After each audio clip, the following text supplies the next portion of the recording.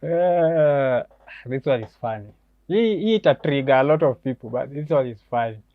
Ma lazima tu uangalie the ridiculousness of this movement.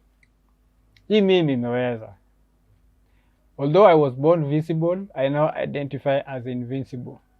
I am transparent. My pronouns are who, where.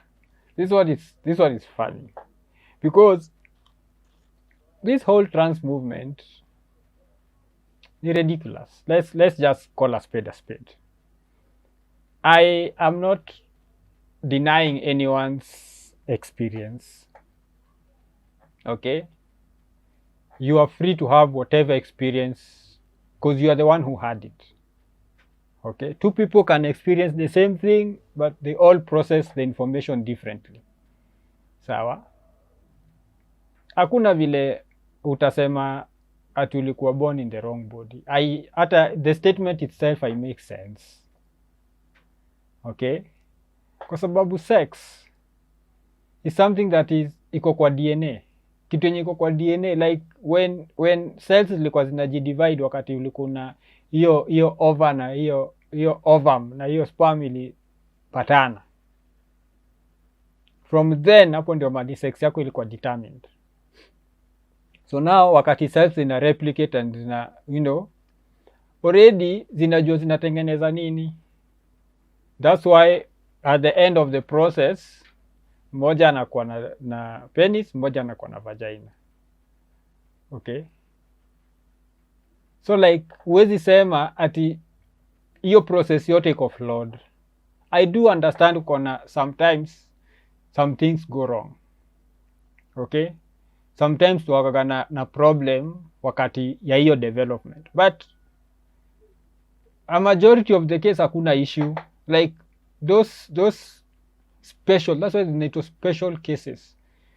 Okay, see something you see on the regular. It's special. There is something that went wrong. It's not normal, or it is not what is the norm.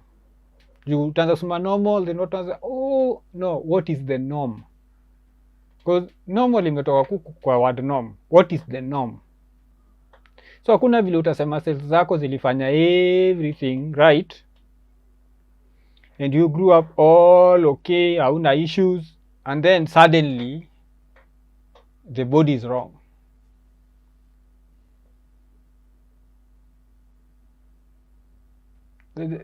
There must be an issue, and this is what people don't want to talk about. I commend the people who are in this, the transport sector or the transport community, who accept that, you know what, it was this psychological issue and the treatment that worked for me was to transition, right? It was this psychological issue which I had, which it's already known. And we tried different types of treatments, and this is the one that has worked for me. And those people are generally very happy. Okay, they understand the journey, they understand the issues, they understand why they are where they are. That it is not a fluke. It is not something. It's not how they were born. It is something. It is a treatment they had to do in order to deal with a psychological issue. Okay. Then kuna wale wenye wako delusional. Just like we have men and women who are delusional. Okay. Those who think the world owes them something. The one who does not want to go through with the treatment, they just want to dress. We have a category of those people who like to cross dress, right? But don't pretend that you are part of this other major group which is dealing with a psychological issue which can be treated or has different regimens of treatment.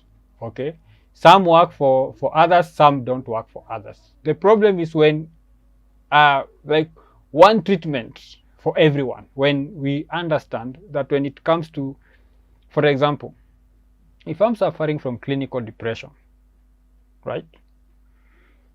They cannot use the treatment they used for someone else who had clinical depression on me until they assess me and see that that treatment would work for me. Because for example, I experience depression differently. For example, it manifests differently. There are people who, do self-harm. There are just others who just want to be alone. There are others who want to die by suicide, So it varies. It varies the experience. Also the root cause, the environment where the person is in. Okay, so when you just say if you are suffering from depression, then all of you, we are going to what we are going to make you play sports, for example. So we are going to make you play sports so that you can go out there and interact, do team sports, do outdoor activities, and you'll be good.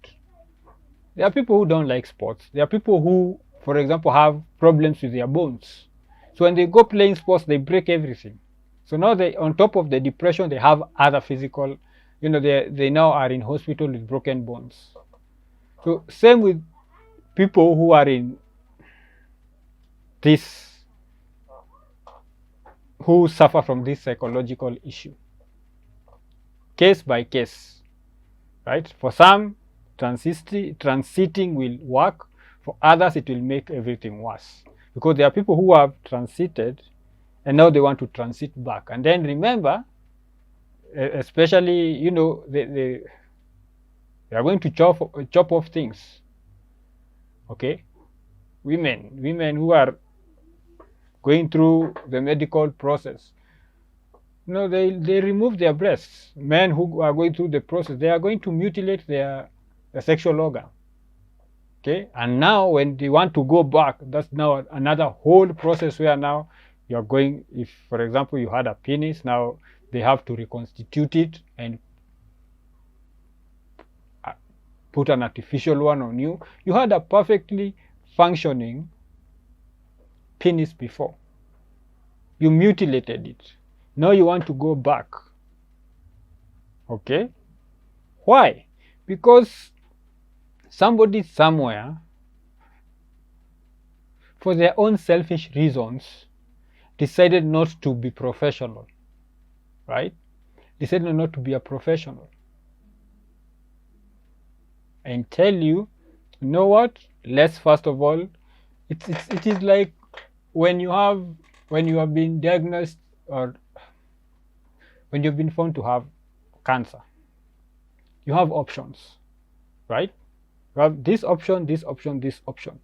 This option, these are the pros and the cons, pros and cons, pros and cons, pros and cons.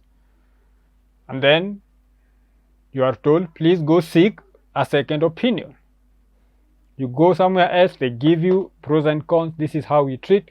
Then the doctor also recommends, tells you, we have colleagues who are trying some new things.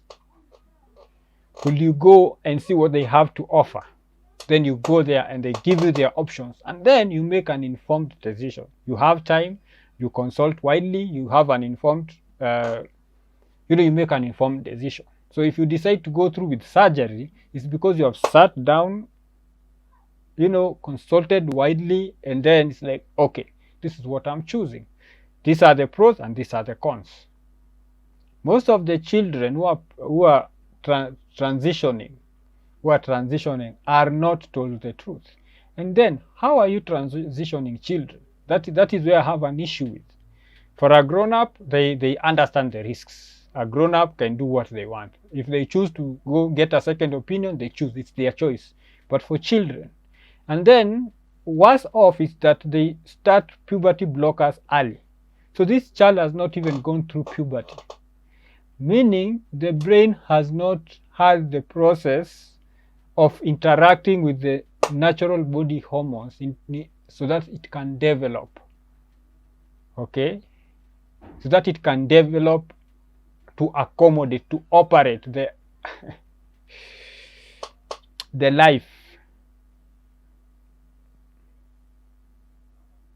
of a man, the life of a woman, of a male, of a female, because it is a whole process. When those hormones are changing the body, they're also changing the brain. But now you've put blockers, so that means this person will not experience that. So if a child who is male, if a boy was transitioned from, for example, age 8, they have not gone through puberty. So they were given hormones. So their brain was bombarded by female hormones. So they developed